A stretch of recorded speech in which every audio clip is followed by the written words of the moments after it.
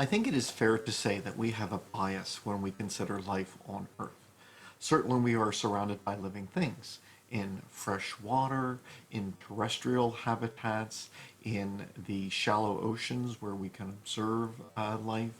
And when we think of life on Earth, very often we probably think of these living organisms and these environments. But our planet has far more possible environments, and living things are found there in conditions which we would consider to be extreme. And so there are some places on Earth where it is far hotter than what we typically find, such as areas around volcanoes or deep under Earth, where the heat from tectonic activity and from the Earth's mantle have a presence. There are areas which are far colder.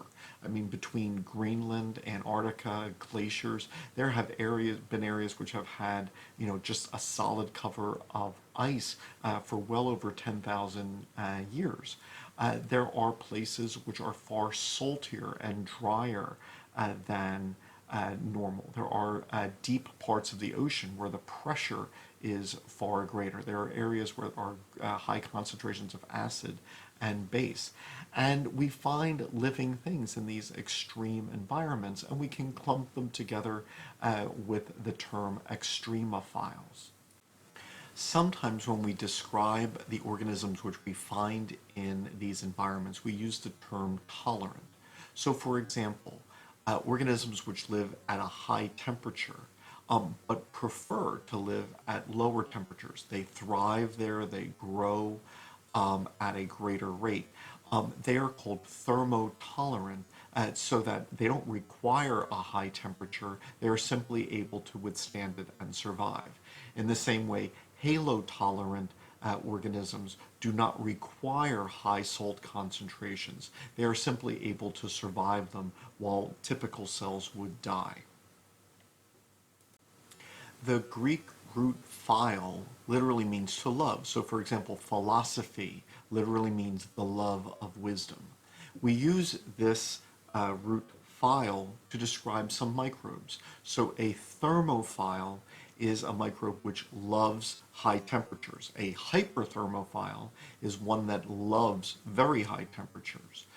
This means that this is their preferred habitat, many of which would die at typical temperatures which we encounter. So not only can they survive at these very high temperatures, they actually require it. In the same way, halophiles would then be those which prefer, perhaps require, high salt concentrations.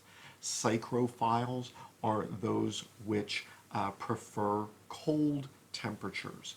Barophiles or piezophiles, these are ones which prefer very high pressures.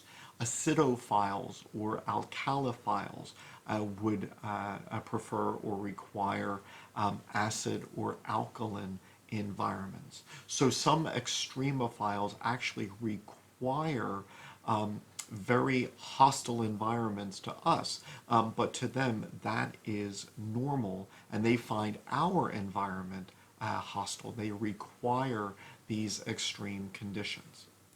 Clearly, if we try to attempt to apply these categories in nature, we would find it difficult to apply, simply because, for example, what do we mean by a high acid content? Below pH 5, where some organisms are adapted, below pH 3, at pH 0, where some can actually survive.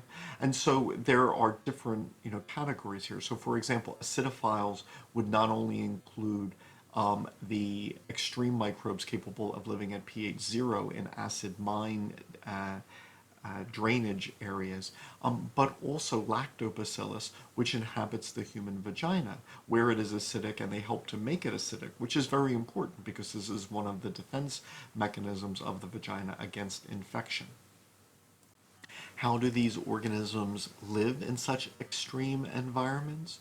Well, as individual videos will pursue, there are a variety of adaptations. So for example, the lipids of the cell membrane can be modified to make them more stable and thus say more resistant to heat or acid.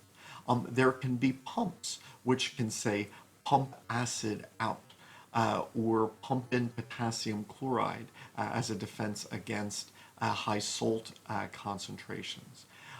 Many organisms then modify the amino acids in their proteins so that high salt or high acid or high base or high temperatures do not cause the proteins to change their shape, which would make them non-functional. And so the proteins of these extremophiles are stable in environments that would normally cause normal proteins to denature, to change their shape and be non-functional.